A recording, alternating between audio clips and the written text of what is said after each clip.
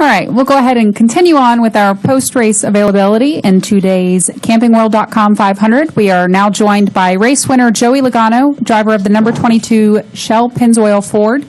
Joey, you've swept all 3 races in the contender round. Quite an accomplishment for you and the 22 team. Talk about your team's momentum in the win here today. We got momentum, that's for sure. This team's just been firing all late right now. It's amazing.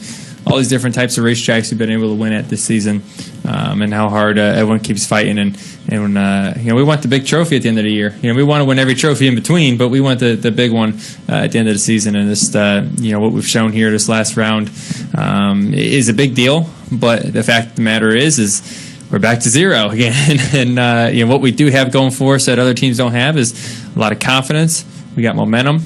And we're relaxed. We've shown that we know how to do it. We just got to keep going out there and doing what we know how to do. All right, we'll go ahead and open it up to questions. Please state your name and affiliation. We'll start up front with George and then go to Don. Yeah, George Diaz with the Orlando Sentinel. Can you take us through the last? I guess it was the only green-white checker that counted. How concerned were you that Junior could catch you there? Well, it was going to be some back and forth for sure on what was going to happen. And when you're lining up against the best at super speedway racing, and in a very fast car, he's proved that throughout the whole day that his car was very fast. Also proved that the 24 was really fast throughout the day as well. So, I wanted to have that 24 behind me to push. I felt like he was really good on restarts. I saw that earlier in the race. So I felt like, okay, that's what I got to do. I got to get around those guys. And, I was able to, I wanted to split them up for one. I thought those two together would be too strong to beat. So I felt like I had to split them up. I thought the top lane was the lane of choice that I felt like we needed to have. And was able to make the run and get out ahead enough before the caution came out. All right, we'll go to Don Coble and then up to the press box.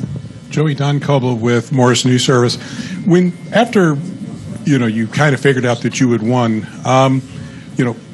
Taladega is a place where Earnhardt is, this is their mecca. Fans were throwing stuff. Did you have to steer through some of that? And you weren't really the villain, but, anybody that beats Earnhardt is kind of like a guy who kicks a puppy, I was aiming for him. I was thirsty, so I was aiming for everything. And it's kind of a cool explosion when you hit beer cans and stuff. It explodes all over the place. So kind of ashamed they're throwing their beers full. I feel bad. I probably should have drank them.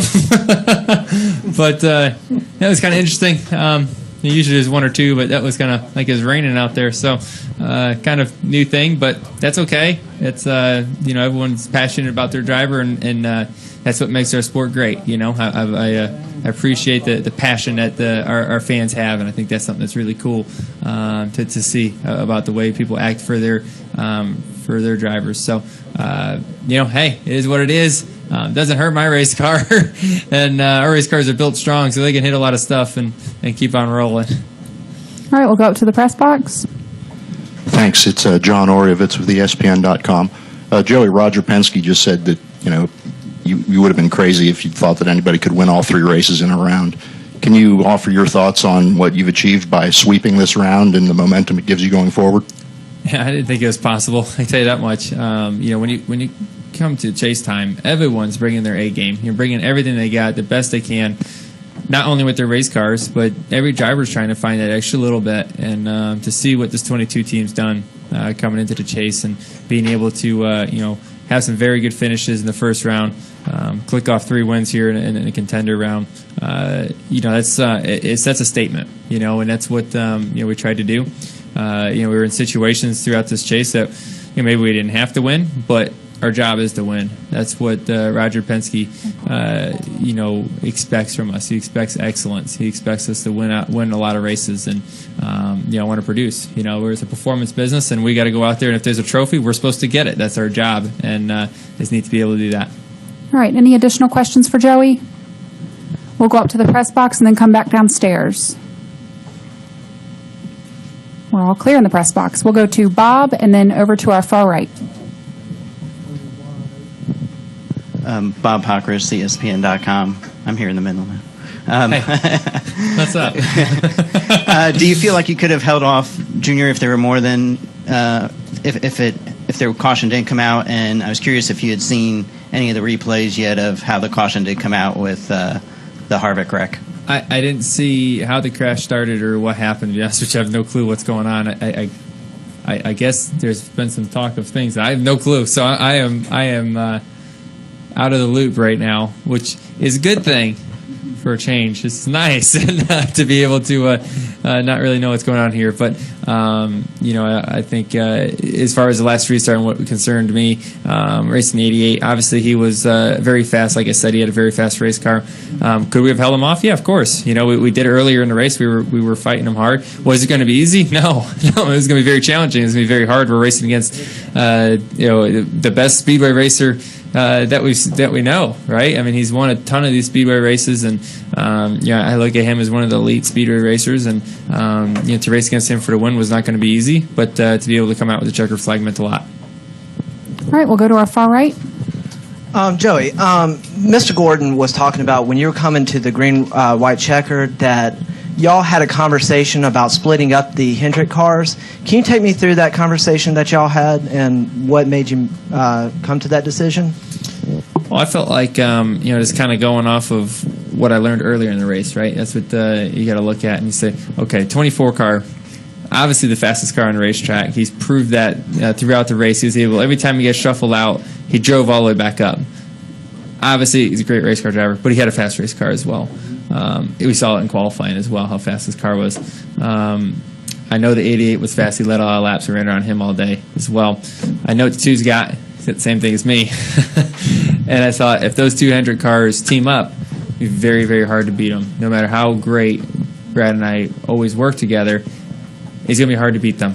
And, that just goes to show we have a lot to work to do still. We still have to be better. But the strategy of splitting them up and getting the push from the 24 was going to, I felt like it was my best bet. All right, we'll go ahead and finish up with Don Coble in the middle.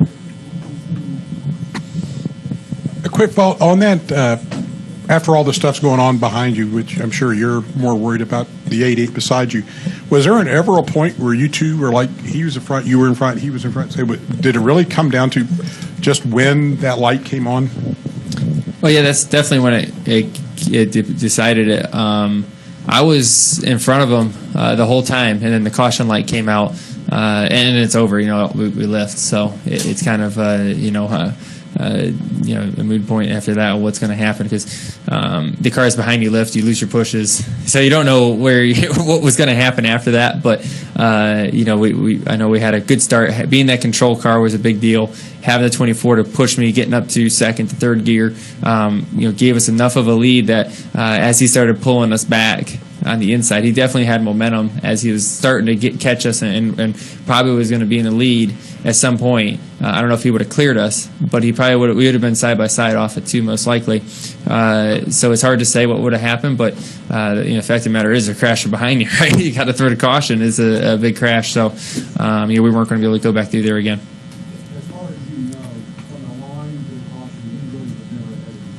No, he wasn't. Not that I know of. I mean, and I probably had the best view of anyone. So, only the two of us probably could see that the best. All right, Joey, congratulations, and thanks for joining us. Great. Thanks, guys.